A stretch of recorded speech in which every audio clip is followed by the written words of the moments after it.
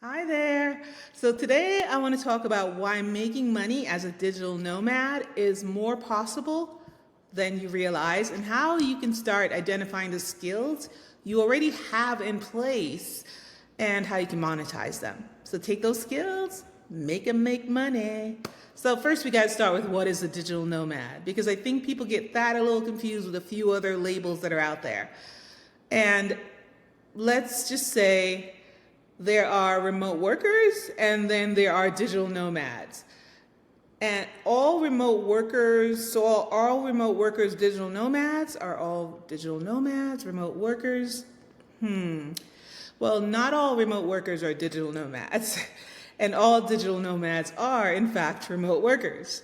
Because remote workers, by definition, technically, they work remotely, but from a fixed location, technically. While a digital nomad is free to roam. You are now free to move around the country.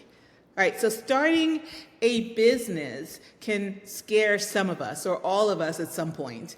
Even the bravest of us gets a little scared when we hear the word business. It just sounds really intimidating, and I think it's because we think of big corporations when we think business. Somewhere in the back of our minds, that's where our mind goes. Big corporation. Business equals big corporations, right? And that makes us all a little nervous.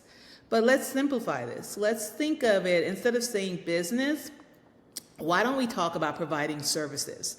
We're providing services to others. You're helping others, and we're getting paid for that service. That's the best part of it, right? So you don't have to worry about this big business idea or even a small business idea. Just think you're providing a service, you're helping someone, and they're willing to pay you for it. Happens every day. For example, house cleaning. Something you take for granted when you do it for yourself, but yet there are people who do it and get paid for it. Cooking a meal. Something you take for granted when you do it for yourself, but again, people get paid good money to do it. So there are lots of ways that we help people every day. There are lots of ways we provide services and care to others, and we do it for free, but there are people who get paid for it. So don't think about business as something intimidating or scary. Just keep in mind that you're just providing a service, you're just helping someone, and they are willing to pay you for it. And people are already willing to pay for what you do every day for free and what you do every day that you take for granted. It's a good place to start. I think that's a good place to start. So you're getting paid for helping others meet a need, and you're making their lives easier. It's about making everyone's life easier by doing something for them that they actually want done, but they're happy to have someone else do for them instead. Or maybe they just don't know how to do it and they're happy to hire someone to do it. Instead of thinking about it as launching a business, just focus on the small ways that you can add value to another person's life. Some of the things that can help you get started is to ask yourself these two questions.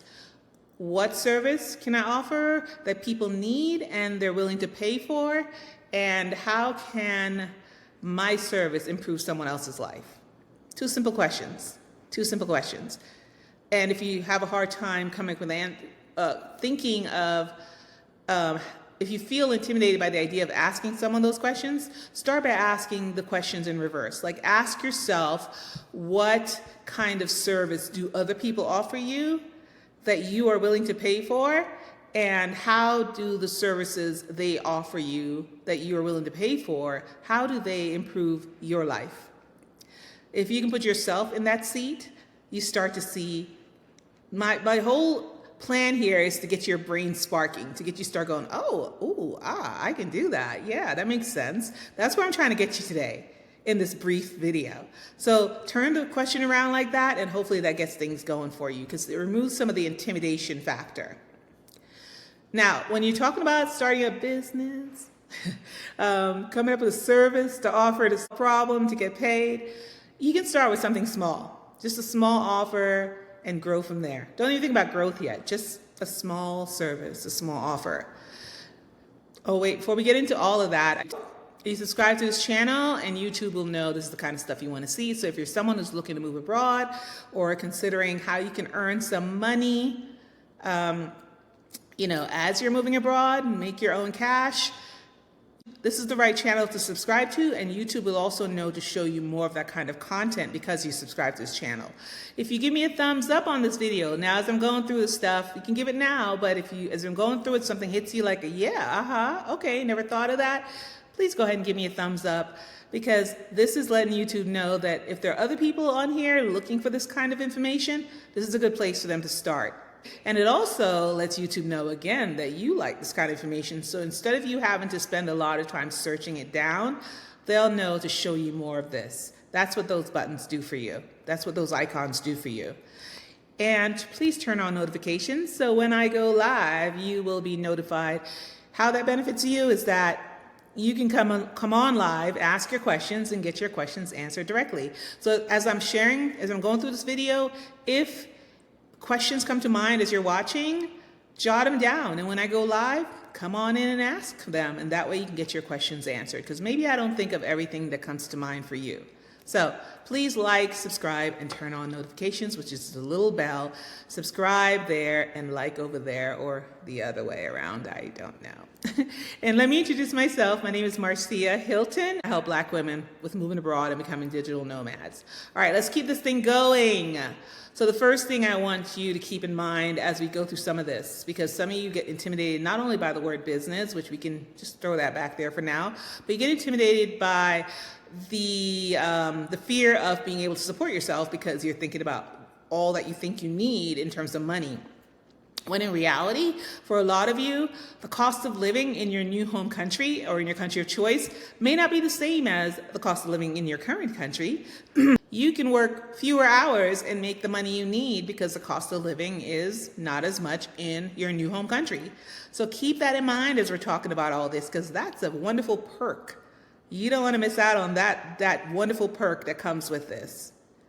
All right, so a couple things we've already hit on that should get you a little excited about how possible this digital nomad lifestyle is for you. So keep that back there as we're talking. So how much do you really need to earn? Well, and how many hours do you really need to work? Well, that's up to you, so keep that in mind. Now let's talk about skills.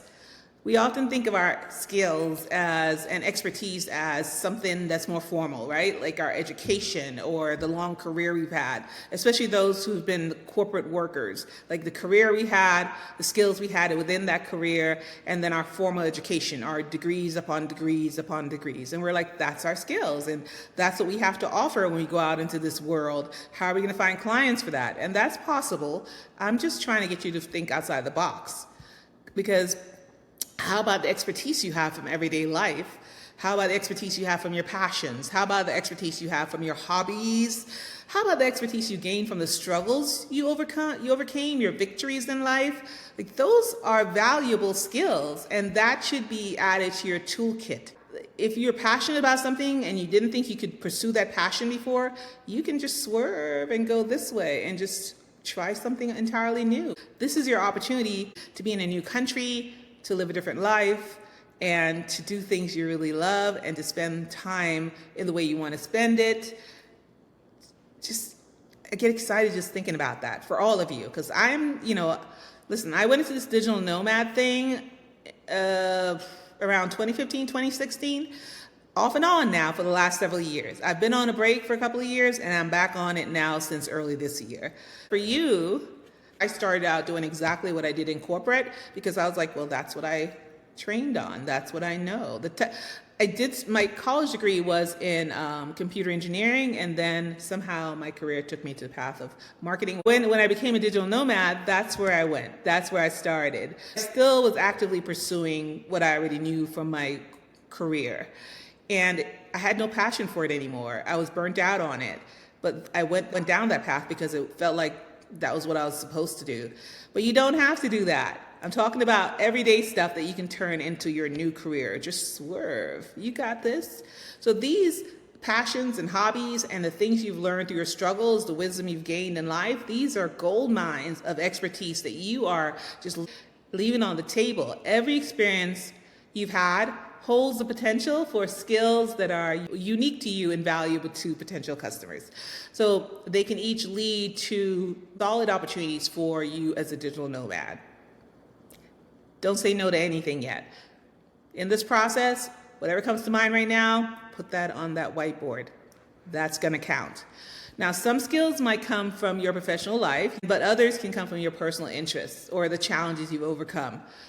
Together, though, they're going to make something that's uniquely you, a unique skill set. Because let's say you and I were school teachers, which I have never been, and let's say we're the same age, which we probably aren't.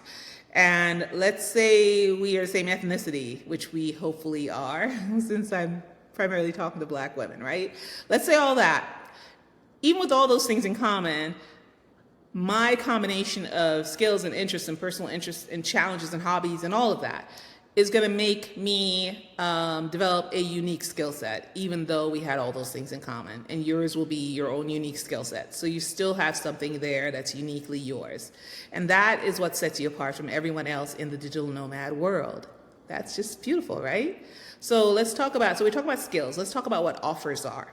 Because remember I said, let's not use the word business. We can say services, or I'll use offer in place of that, right? The offer. Offers are the things that you provide to your clients in exchange for payment, whatever that is. And it can be a single service, or it can be a combination of items in a package.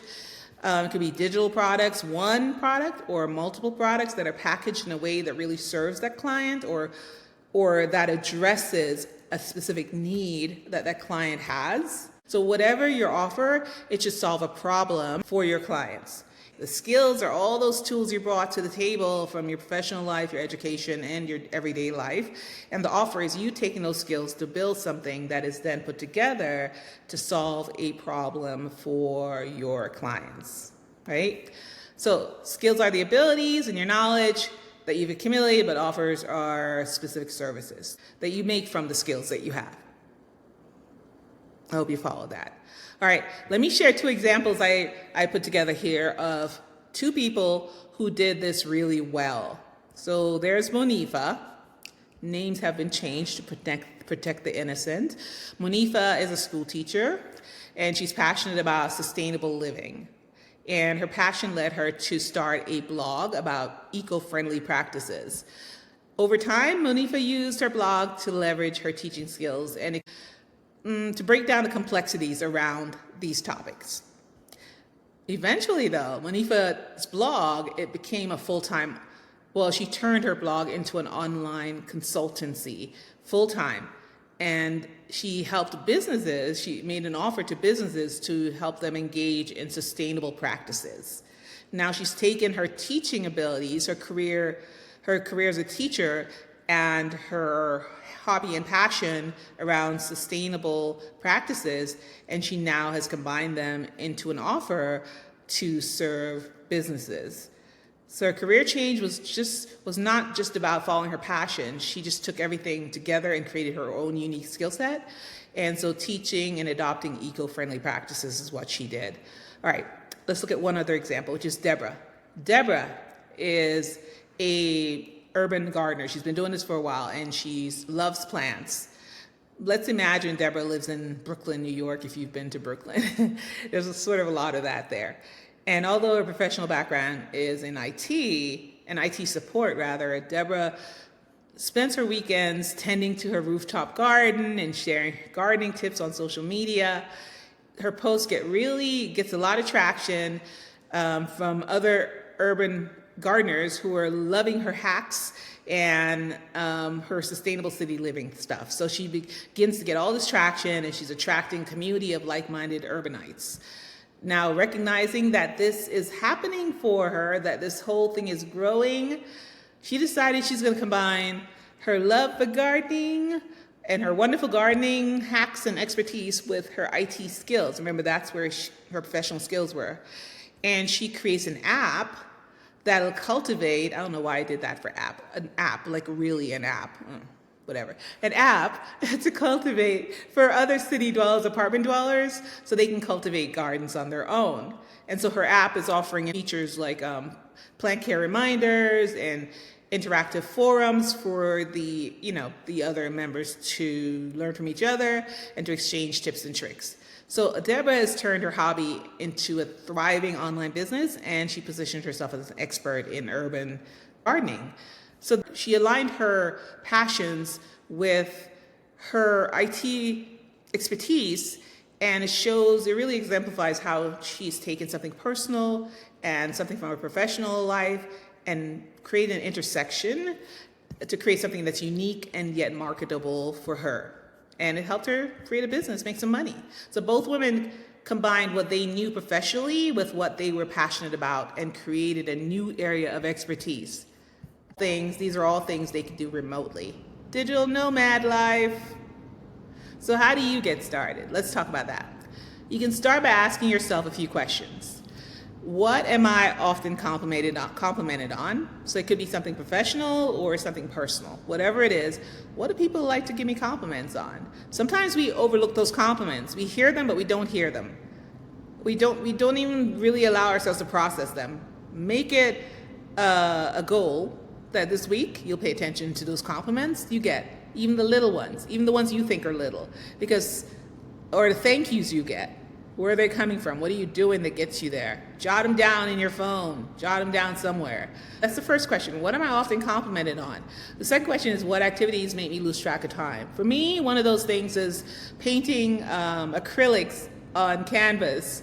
Listen, my previous house, I would paint in my garage. I had a whole space for that. And it would be hot and humid out there in my South Texas house where I used to live. And then it would just be, I'd be in that garage just sweating it up, and I have a video somewhere on Instagram of me talking about, this is my art room. I don't know why I sound British in the video, but I'm like, this is my art room.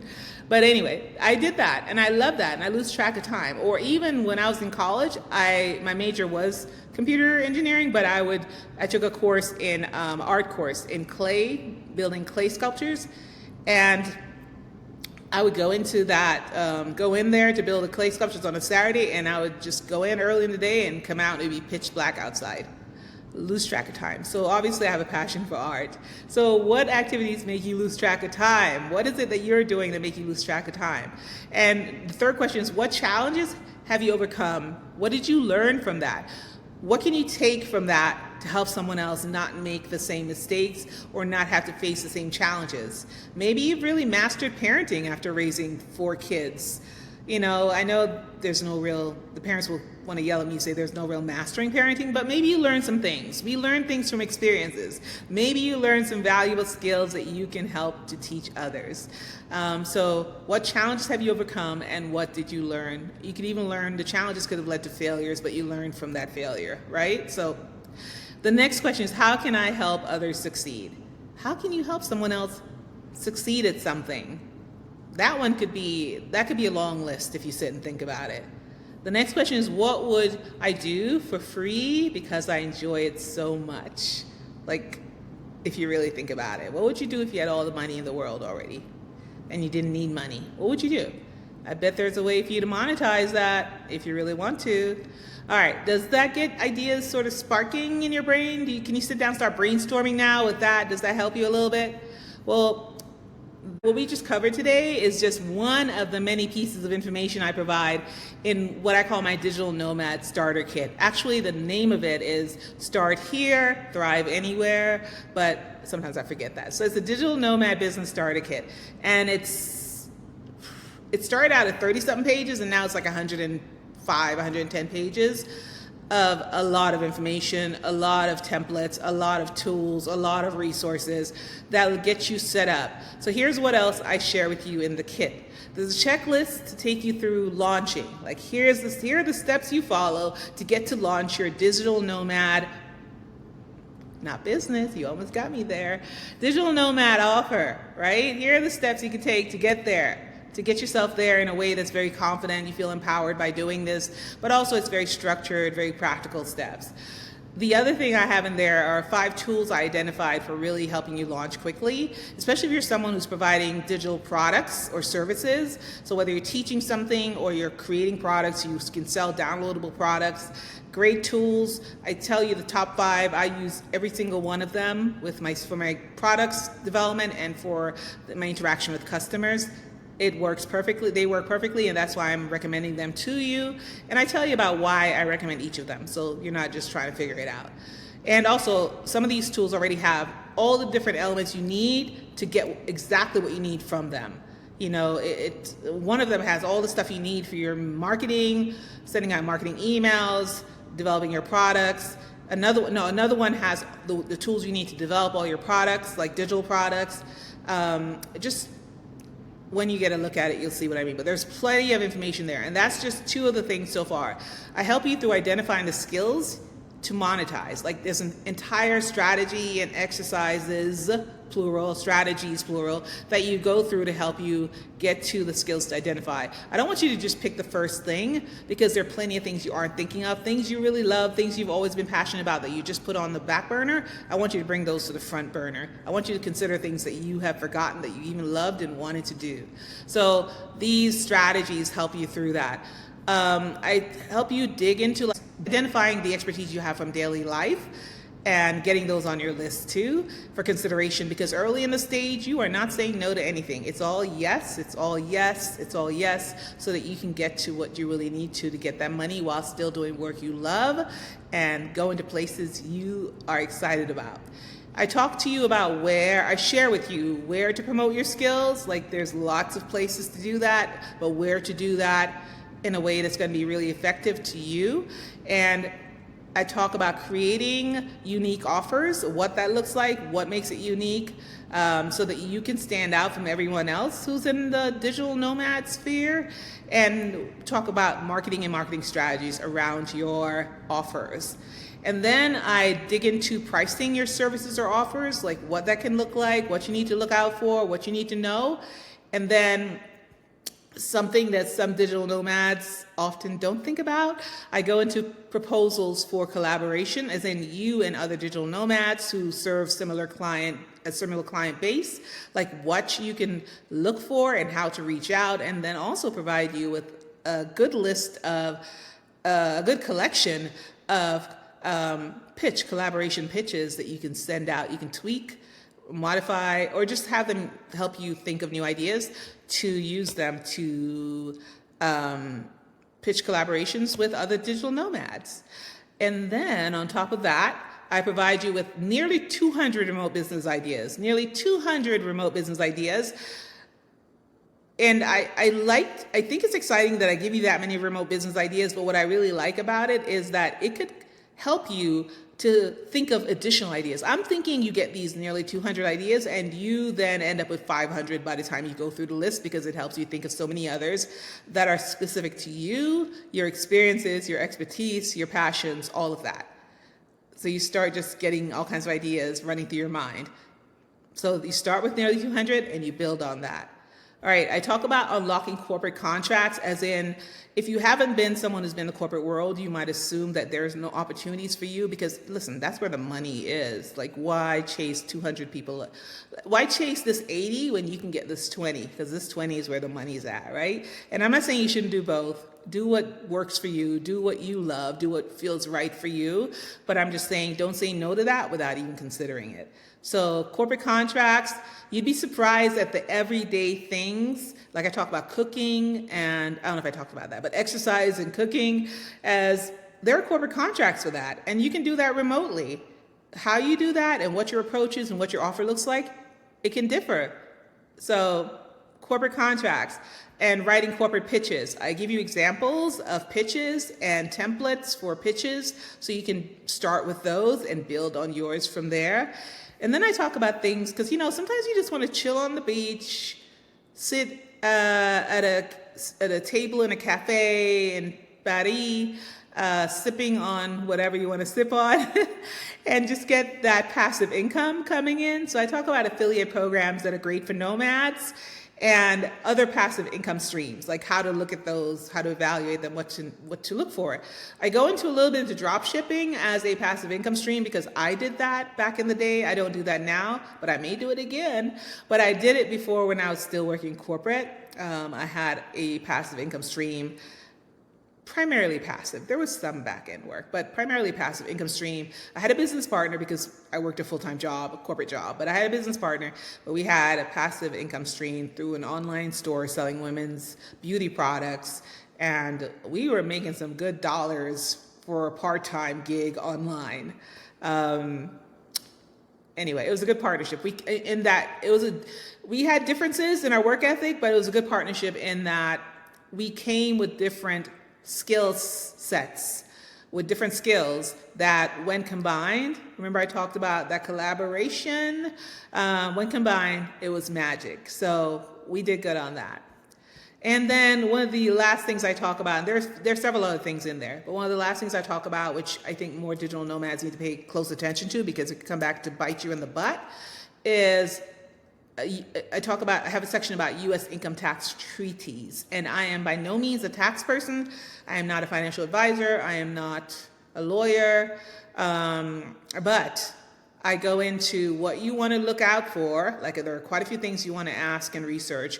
And also I give you a ton of resources, including the IRS, but there are a ton of other resources that really break it down for you for how you can research what is relevant to your circumstances and the country that you're living in, the U.S. tax treaty, whether a tax treaty exists with that country and what that means for you in that country that you're staying in.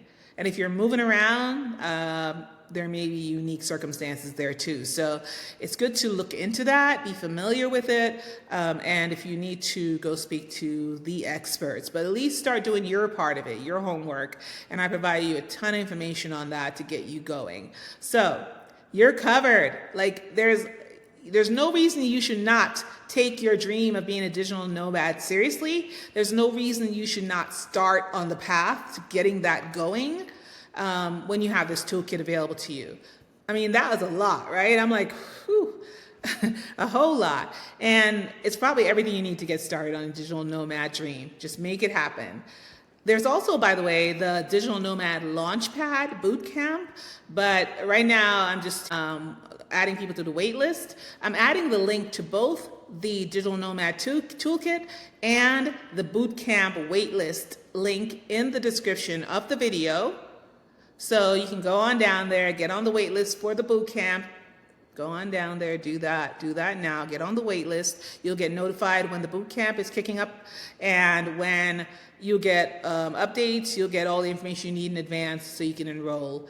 If there are special early bird registrations, you'll know about that quickly, all of that. And then for the Digital Nomad Toolkit, listen, that you want to get regardless. You want to get that in your hands. Like I said, it's about 105 pages as of today. Listen, that keeps growing, so that number gets bigger. But the amount of information packed in there and the amount of questions that you won't have because they're all answered there after you've looked at that, the amount of ideas that's going to be sparking in your brain after you go through that, the excitement you're going to feel from knowing how real and possible your dream of being digital nomad, how close that is for you because you see the path there because of this toolkit, you want to go check that out. At least go click on the link in the description and go learn more about it, because that's where the link takes you to the landing page that tells you more about it. Sounds good? Whichever you choose, whether it's the wait list or grab the toolkit or both, get both. Just get the toolkit and then get on the wait list. What you don't want to do is not think about that dream you have of moving around the world as a digital nomad, making cash, making bank, traveling, sitting on the beach, chilling in somebody's island, meeting people from all over the world, listening to all the languages, learning new languages, whatever it is that excites you about the idea of being an expat or a digital nomad. Don't give up on that. Keep in mind the possibilities exist for you. And take this from somebody who, in her mid-20s, was a homeless veteran, U.S. Air Force veteran. That's where I was in my mid-20s, and then had to get myself back in school and all that stuff. That was a long path. And 20 years later, I was semi-retired, traveling the world, et cetera, et cetera. I had already owned my own marketing agency. I had my own team and staff on hand in office before I sold and moved on to digital nomad life. So it's all possible. If you knew my whole story, you'd be like, how did she get there? Well, it's a long road, but I got here and you can get there too. Well, don't forget to like, okay? Give me a little thumbs up, subscribe, right there and turn on notifications because I don't want you to miss when I go live. And let's keep the conversation going in the comments. What questions do you have? What questions came to mind as I was speaking? And what else would you like to know? Just tell me in the comments. I'll do my best to answer there or next time I do a video or go live. Again, my name is Marcia Hilton. Thanks for watching and have a beautiful day. Bye-bye.